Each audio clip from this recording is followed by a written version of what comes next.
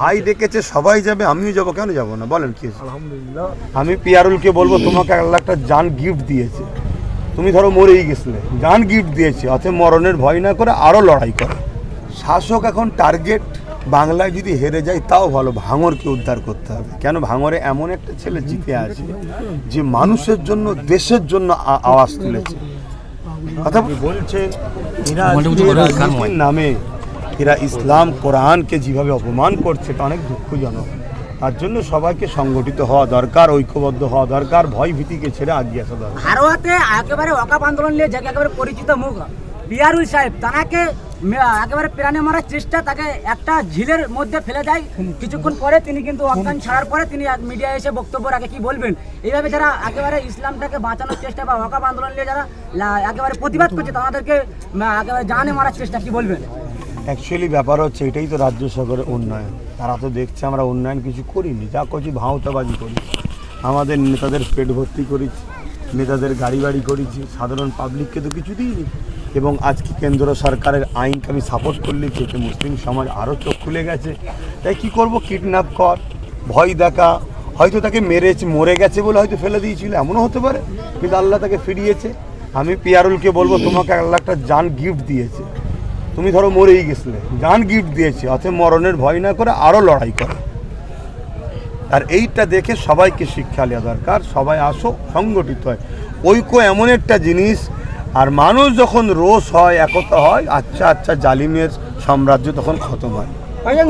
যে ঘটনা ঘটতো সে ঘটনা এখন ভাঙড়ের জমিনে ঘটছে, কি বলবেন? যত ভোট কাছে আসছে ভাঙড়ের একাধিক মানুষের বাড়িতে হামলা ভাঙচুর করছে, কি বলবেন?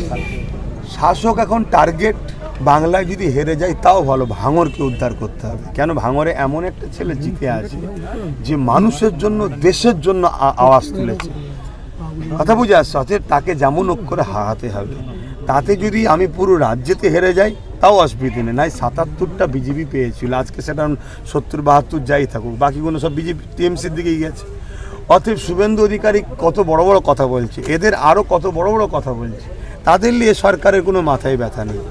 এখানে শুধু টার্গেট ভাঙরকে নিয়ে। কেন ভাঙর নওশাদ যেভাবে মানুষকে জানিয়েছে একটা এমএলএর থেকে মানুষ কি পেতে পারে, একটা এমএলএর কাছে মানুষের চাওয়া পাওয়া কি আছে, একটা এমএলএর বা একটা শাসক রাজ্যের বিভিন্ন পদের কি ক্ষমতা আছে, কোন দপ্তরে কত টাকা আছে, গরিব কীভাবে পাবে, এগুলো নওশাদ যেভাবে মানুষের চোখ খুলে দিয়েছে, এদের চুরি করতে অসুবিধা হচ্ছে। তাই এরা মরিয়া হয়ে গেছে ভাঙরকে হারাতে হবে। তাই সন্ত্রাসী করছে, মারছে, ভয় দেখাচ্ছে, ঘাবড়াচ্ছে। তবে আমি এইটুকু মনে করি, ভাঙরের মাটি আল্লাহ ভালো জানে, এ মাটি একটা নিয়ামতের মাটি। যেমন আমার কাছে ফুরফুরা দাদা হুজুরের মাটি একটা নিয়ামত, ভাঙর সত্যি একটা মাটি নিয়ামত। এ মাটি সর্বসময় অন্যায়ের বিরুদ্ধে লড়াই করে। বামফ্রন্টের আমলেও এ মাটিই কিন্তু লড়াই করে প্রথমে দিয়েছিল, যাকে তারাই কিন্তু আজকে অন্যায়ের সাম্রাজ্য তৈরি করেছে।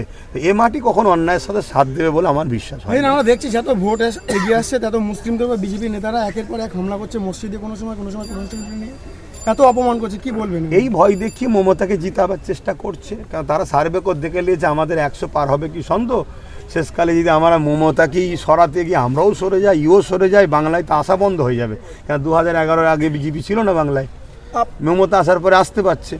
21শে জানুয়ারি আপনার ভাই অধিকার মহাসমাবেশ ডেকেছে, সেখানে কি আপনাকে দেখা যাবে? ভাই ডেকেছে সবাই যাবে, আমিও যাবো, কেন যাবো না বলেন? কি আলহামদুলিল্লাহ। আর বলেন, আমি চলে যাবো, ব্যস্ত আছে, অন্য জায়গায় যাবো।